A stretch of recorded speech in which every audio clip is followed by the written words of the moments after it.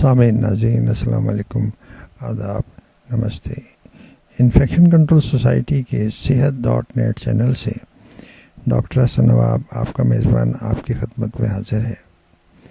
عالمی ادارے صحت کی جانب سے ہر سال دنیا بھر میں 25 اپریل کو ملیریا کا عالمی یوم مختلف تھیمز کے ساتھ منایا جاتا ہے، اور رواں برس کا تھیم یعنی کہ اس سال کا theme and malaria for good, and malaria for good یعنی اچھائی کے لیے ملیریا کا خاتمہ کیا جائے، اور اسی صورت میں ممکن ہے جب ہم مچھروں کے خلاف ایک مؤثر مہم جاری رکھ سکیں۔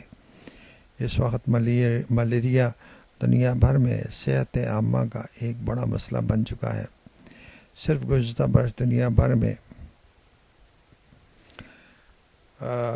214 ملین اور پاکستان میں 3.1 ملین کیسز رپورٹ ہوئے، اور ہزاروں افراد یعنی کہ ہزاروں نہیں لاکھوں افراد ہلاک ہوئے۔